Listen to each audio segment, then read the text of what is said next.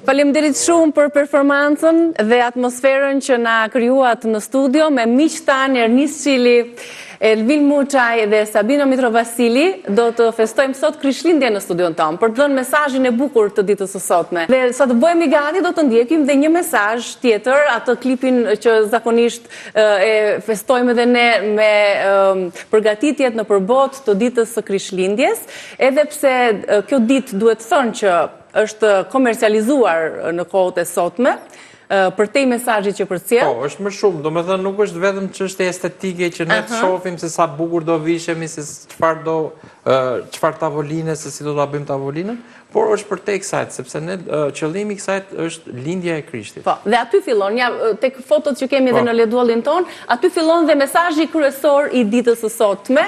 Për të gjithë ju, ne do ta tregojmë me të ftuarit tanë. Kështu që ndjekim fillimisht klipin.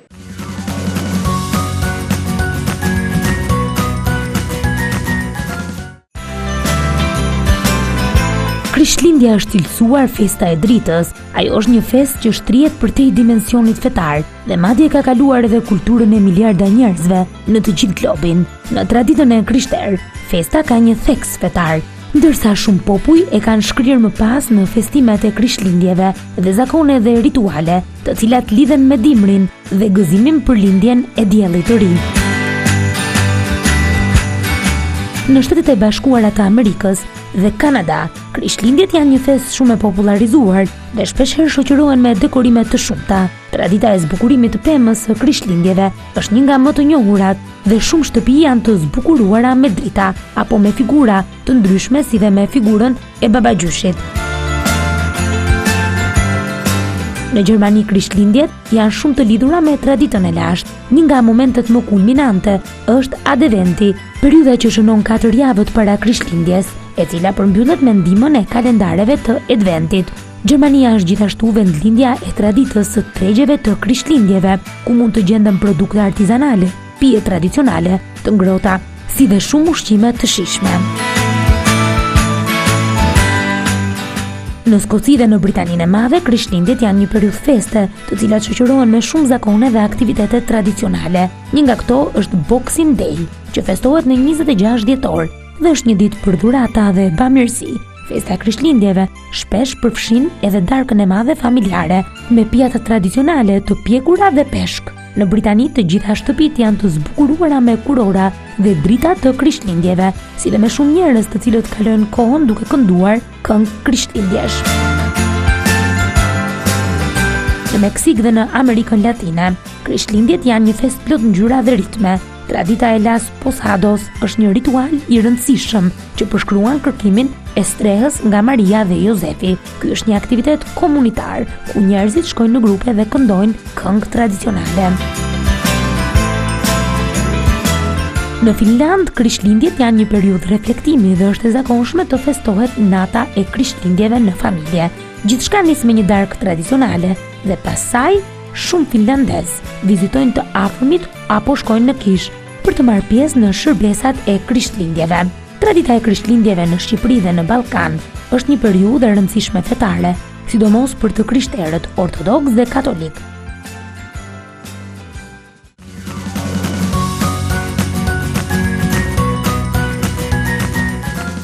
Jemi tani me miq tanë besimtar për të folur rreth mesazhit apo simbolit që duhet të ketë në fakt dita e sotme e Krishtlindjes. Si vjen tek ju kjo ditë dhe më thoni pak për mënyrën se si ju e festoni, qoftë në familje apo edhe në kishën ku shkoni prej sa vitesh tashmë? Jeni njohur prej 30 vitesh më thatë së bashku apo jo? Po. Rreth viteve 90. Unë fakt kam qenë më i vogël dhe jam më i vogël. Kam qenë diku ke 10 vjeç, Sabina ka qenë diku ke 17, Elvini pastaj ka qenë Akademinë e Arteve në atë kohë, ka qenë për kompozicion dhe ne na mblodhi ju bashkoi kisha besimin në radh parë, që ishte ajo që ne u njohëm atje, dhe pastaj edhe kjo dëshira për ta adhuruar Zotin, që ne e quajmë adhurim ndaj Zotit, dhe që ne e bëjmë me muzikë. Dikush mund ta bëjë me punë ose me diçka tjetër. Por ne e bëjmë me muzikë sepse atë e kemi qasjen më të mirë për Që do thot një angazhim 30 vjeçar dhe për krijimin e këngëve adhuruese për Zotin, apo jo. Pra pas keni një fest edhe për 30 vjetorin e miqësisë tuaj, pse jo? Cili do të jetë mesazhi kryesor i kësaj dite? Çfarë në kuptimi ka? Në fakt për neve kemi fest çdo ditë. Sepse mesazhi i Krishtlindjes ka të bëjë me lindjen e Krishtit, ardhjen e Perëndis në formë njeriu, Jezusi, me mesazhin e shpresës, dashurisë dhe të shpëtimit. Ne si besimtarë falenderojmë Perëndin çdo ditë, prandaj kemi Krishtlindje çdo ditë. Çdo ditë që çojmë i themi faleminderit Zot për shpëtimin, faleminderit për dashurinë, faleminderit për shpresën, faleminderit që një ditë do të jemi gjithë së bashku, sepse ashtu si thotë edhe Bibla, Zoti ka shumë e deshi botën, saqë ai dërgoi birin e tij të vetëm lindur, pamin që shikojmë vetë mbrapa, që të shpëtojë gjithë secilin që beson tek ai. Pra, mesazhi nuk është thjesht një dhuratë, por është dhurata e përjetshme. Dhuratat janë të përkohshme, ku neve i blejmë dhurata njëri tjetrit, rrobat do të prishen një ditë. Floriri do zhduket një ditë, ndërkohë që dhurata e shpëtimit e shpirtit e njeriut është e përjetshme. Ajo që mbetet. Ajo që mbetet është lindja e Krishtit dhe falenderojmë Zotin për këtë shpresë që kemi çdo ditë, për këtë shpresë dhe për këtë dashuri që kemi çdo ditë. Ky është thelbi i Krishtlindjes. Keni një ritual të caktuar, një lutje ndoshta, një urim për njëri tjetrin? Po, ne zakonisht çdo mëngjes ne falenderojmë Perëndin që marrim frymë. Në fakt Elvini e nis me ditëlindjen sot, sepse tamam për Krishtlindje ka edhe ditën e lindjes. Ditën e lindjes. E lind me një tortë që shkon familja ke. Ndërsa Elvini mëngjes është në gjumë, edhe do të happy birthday për ta festuar ditën e sot. Çdo ditë ne falenderojmë Zotin, siç tha Sabina, që marrim frymë, që shijojmë ditën që Zoti ka krijuar edhe mbretërinë që ai ka krijuar. Edhe pastaj dita vazhdon si zakonisht, po.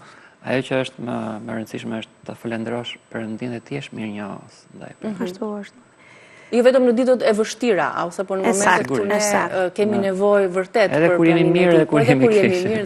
Në çdo kohë, gjithçka që merr frymë, thot Bibla, ta lavdroj Zotin në çdo kohë, në të mirë dhe në të këqija. Në fakt neve mblidhemi bashkë në shtëpi, falenderojmë Perëndin edhe në këtë ditë të veçantë, siç mund ta quajmë që se është në vit kalendarik, që është e veçantë. Por basi festojmë me familjen tonë, mblidhemi me familjen tonë të besimit, të gjithë së bashku. Atë që festojmë dhe falenderojmë me familjen tonë, të gjithë së bashku si familje, më vete, mblidhemi në një vend, këndojmë, lavdërojmë, dëgjojmë fjalën e Perëndis, inkurajohemi nga ajo, na bën që të ecim më shumë. Pra qëllimi është çdo ditë të falenderojmë dhe së bashku të mblidhemi për të edhe kuptojmë që mesazhin e shpresës, pra edhe atje ku ka errësirë një ditë do të vi drita, ashtu si erdhi dhe shpëtimtari. Kjo dritë erdhi. Ka ardhur para 2000 vjetësh dhe ne falenderojmë Perëndin për këtë dritë, sepse pa këtë dritë neve do ishim në errësirë, si thua, duke u përpjekur të bëjmë gjërat më të mira, po njeriu në vetvete sa do të mira të bëjë, vjen një moment që nuk është i drejtë para Zotit, sepse Zoti është dritë.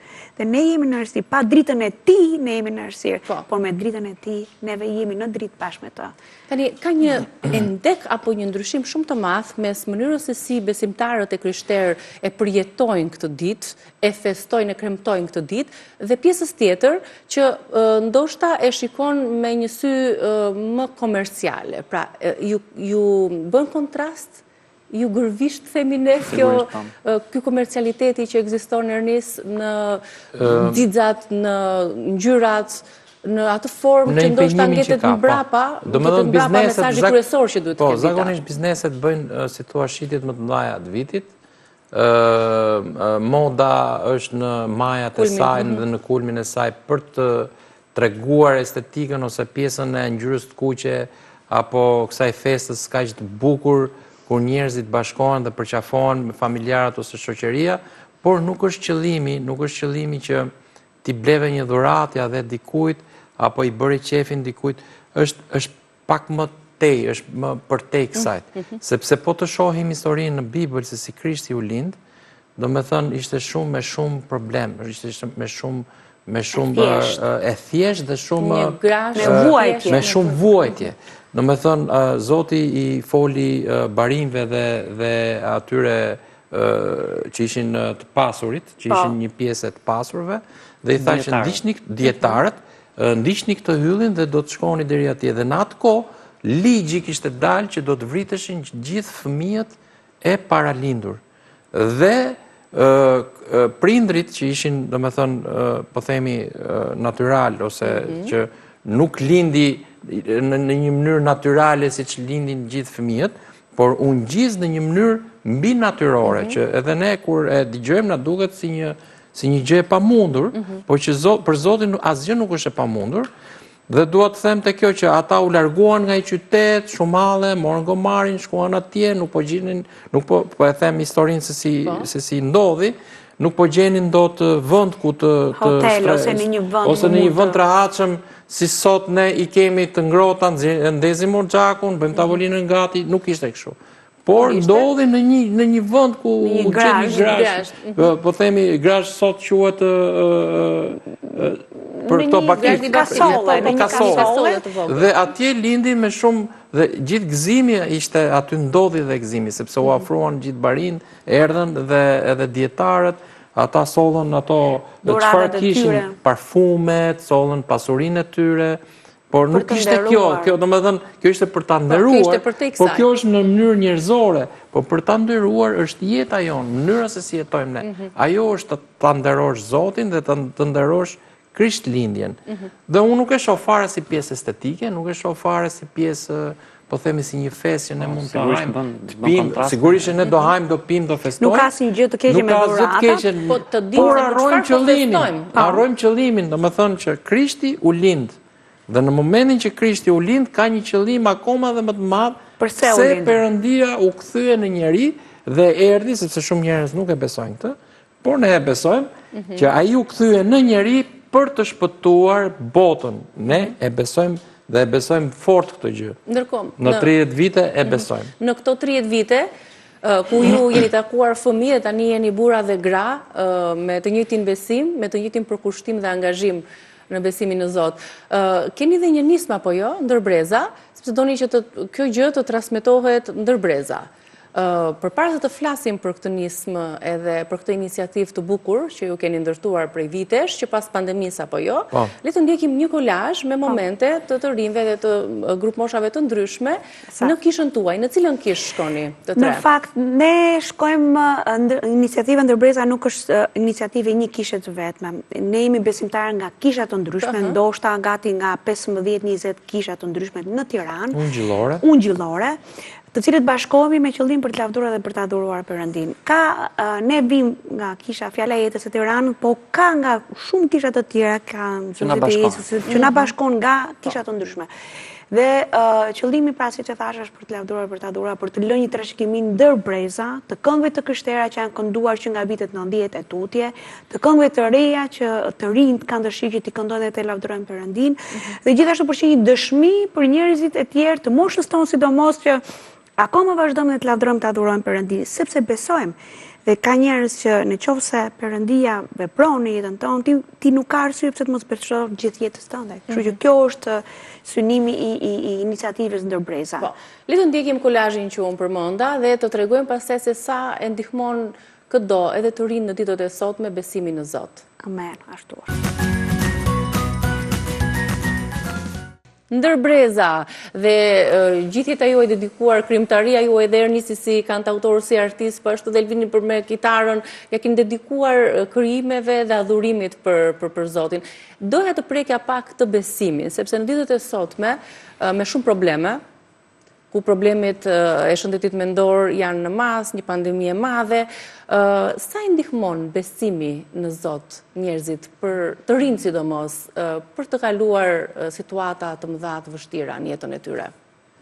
Ka ulje, ka ngritje, por ama kemi gjithmonë një shpresë që Perëndia është me ne në çdo situatë, në kohë të mira, në kohë të këqija, dhe duke pasur një lidhje me Perëndin, duke besuar tek ai, ne do t'i kalojmë gjërat. Unë vetë kam kaluar një sfidë shëndetësore dhe po të mos kisha besimin tek Perëndia, do t'ishte shumë e vështirë. Do t'ishte shumë e vështirë sepse së pari në gjithë një ditë do ikim nga kjo botë.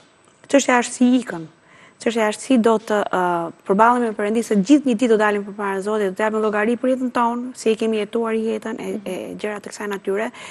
Por duke pasur besim tek Perëndia, më ka bërë të eci çdo ditë, duke lënë gjërat në kontrollin e tij, edhe me miqësinë e besimtarëve të tjerë, gjithçka mund kalohet me Perëndin. Neve mund të ecim me të edhe në kohrat e mira dhe në kohrat e këqija. Shumë gra që po na ndjekin që kanë kaluar sfidën shëndetësore të një problemi të madh siç është kanceri, dhe sapo e preke që ishte një sfidë shëndetësore.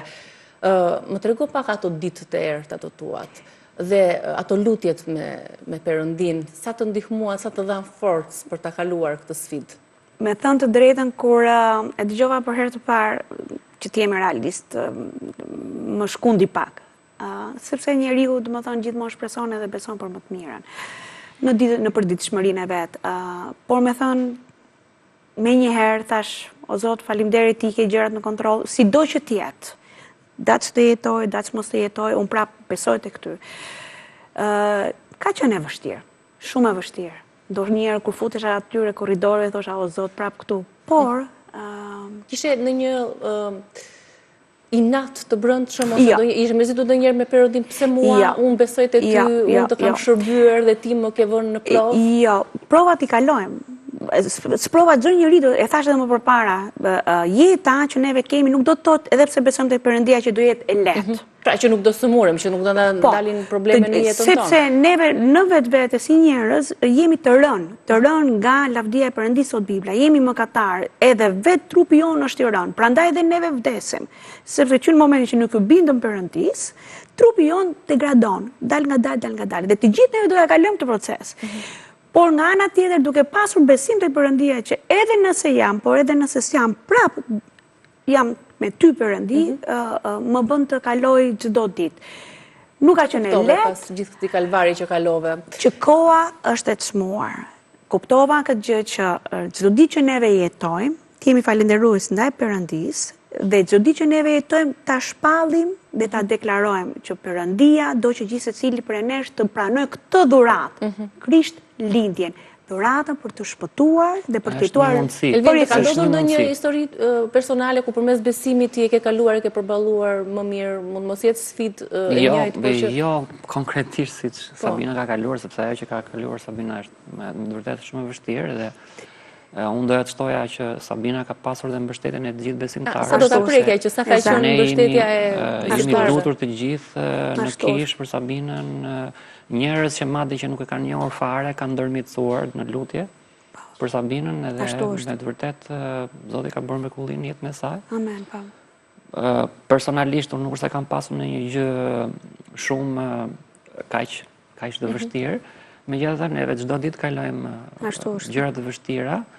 Por neve zakonisht ja lëm Perëndisë të gjitha gjërat, nuk shqetësohemi se çfarë do ndodh, madje Bibla thotë mos u shqetëso për të nesërmen, sepse ajo do të mendoj vetë për veten e vet. Është ajo shpreha që ne e themi me njëri tjetrin që ne bëjmë plane, Zoti qesh, sepse janë të shkruara. Ja kemi lënë Perëndisë këtë gjë, kështu që ajo tha Sabina në lidhje me kohën, që është e çmuar, është për ata njerëz që nuk besojnë tek Perëndia, u jepet mundësia çdo ditë që të kthehen tek Zoti, që të besojnë tek Jezusi, sepse është e vetmja rrugë.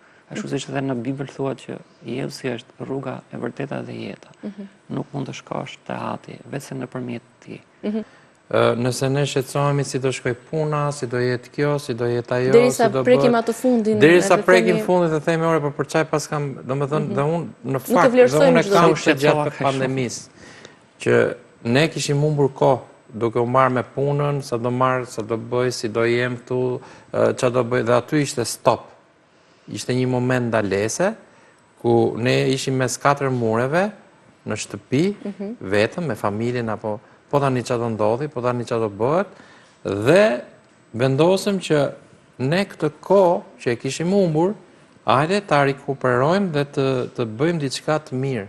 Domethënë të jemi bashkë, të adorojmë Zotin, të jemi një dëshmi për tjerët, dhe Sabina, domethënë unë dua ta them dhe dua ta ulëras fort këtë gjën, që është një dëshmi e madhe për komunitetin e krishterë, që nga vjet në sot, ajo është plotësisht, domethënë, dhe është një dëshmi për të gjithë, dhe janë habit, domethënë, duke thënë që ore ç'a ndodhi me Sabinën. Është kaq e mrekullueshme ta ndash dhe me të tjerët një gjë, të kesh mbështetjen. Ishte drejt për drejt kjo dhe ne, domethënë, në një farë mënyrë është si puna asoj që yn verbërisht diku, ti nuk shef dhe del nga ana tjetër dhe thua ora si e kalova unë këtë gjën. Është drita që erdhi në jetën tënde. Aty e kupton që ti futesh dhe nuk e kupton që është dora e Zotit, me të vërtetë, si se tha edhe Elvini, lutjet, inkurajimi, mbështetja familjes. Gjë që në ditën e sotme janë shumë të vështira për ti gjetur aq ngrohtë, sepse është bërë jeta e tillë. Njerëzit janë larg, të bie një hall, të bie një sëmundje, nuk kemë këtë ndash, sa bën dhe sa vlen ajo mbështetja morale që të jep dikush shpirtërore, edhe lutja, edhe biseda, të pyesi si je, domethënë në ditët e sotme, duke qenë se shpirtërorja vlerësohet shumë më pak. Vetëm në rast nevoje, ndodhi pandemia, të gjithë fillon të flisin o Zot, mbarojmë pandemia dhe pastaj u kthyen prapë tek rutina e tyre. Prandaj dhe besimi është jetë, të jetosh për ditë. Është shumë e rëndësishme mbështetja ndaj njëri tjetrit dhe komunitetit, por kur e kalojmë, kur shkojmë aty përpara dhe lutemi o Zot, jam unë dhe Zoti. Prandaj shpëtimi është individual, jam unë dhe Krishti, unë dhe ai. Pa atë, sa do që të kemi mbështetjen, nuk ka jetë, pa atë është e pa mundur t'i kalosh gjëra. Bukur. Dhe kjo është dhe mesazhi kryesor i ditës së sotme. Por në lidhje meqense ne emisionin e kemi të ndërthurur të tillë dhe me receta, meqense jemi drejt fundit, po këto gatimet si keni në raport me ditët e tjera të zakonshme? Për këtë ditë të bukur. Kush gatuan në shtëpi? Shikoj, çfarë gatuani me dëshirë dhe me dashuri për Krishtlindje? Varet, për shembull, pra ne dhe them dhe e ngrëna, domethënë është pothuajse në çdo periudhë të vitit. Por në Krishtlindje merr pak sa ndoshta ngjyra pak më festive. Ndoshta vera. Elvin ti gatuan? Jo, për mua gatuan bashkëshorte, po e ndihmojnë më pak. Po çfarë që kështu dalin studim që në Komunitetin Evropian që burra do gjobiten nëse nuk japin kontribut të gratë, kështu që ishte shumë interesant. Me 500 euro gjoba. Kadaifi është e preferuara ime si ëmbëlsirë, pavarësisht se tash i duhet ta uli çka të limitit e sheqerit. Kam një limit për atë, po mishi qingjit është mirë, më bën. Kështu dhe si simbolika ato sallata, na kanë ngelur sallata ruse tradicionale, ke parasysh? Po mishi qingjit është dhe simbolike, sepse qingji simbolizon Krishtin që u flijua për ne të gjithë. Gjithçka që mjafton që tavolinat na mbledhi bashkë, ti jemi bashkë. Ajo familjar me miq, dhe pastaj festa që vazhdon edhe në kishën ku jeni me komunitetin dhe vëllezërit besimtar. Po, edhe një gjë, nga që ne sot do nxjerrim edhe sesionin e 4, që ne kemi pothuajse gati një vit që përgatitemi për këtë gjë. Ndoshta do jemi mbledhur ke shtëpia Sabinës ose tek shtëpia e dikujt prej nesh, që ne të jemi bashkë, domethënë për të festuar diçka që hajde ta festojmë këtë gjën. Edhe është shumë interesante. Sesioni 4 ndërbreza është deri në fund. Deri në fund të lavdrojmë Perëndin, deri në fund ta besojmë atë, deri në fund përpos gjithë gjërave që mund të kalojmë, jemi aty. Mirë, për ta përmbyllur me një performancë tjetër edhe për ta sjell atë si një lloj bekimi, harmonie në çdo familje që na ndjek, gëzuar edhe një herë Krishtlindjen dhe kuptojeni mirë mesazhin që kjo ditë përcjell për miqtë tuaj, për familjen tuaj, për çdo që është duke na ndjekur. Performanca, kënga që ke krijuar, besoj se ajo është një këngë që ne është e përkthyer dhe ne kemi kënduar shpesh në kish, ka vite që e këndojmë. Dhe atë këndon Sabina, domethënë si solo, edhe është të dua shumë. Nga titullohet. thellësia e zemrës në çdo rast, në çdo moment, pra Perëndin e duam dhe falenderojmë çdo ditë, domethënë. Edhe për ta thënë, për të mos mbetur asnjëherë peng për çdo që e doni shumë, duhet t'ia thoni për ditë. Patjetër, çdo sekond. Si sa dhe Elvini që çdo moment që zgjohemi. Në çdo situatë që kalojmë. Bukur. Faleminderit për bisedën.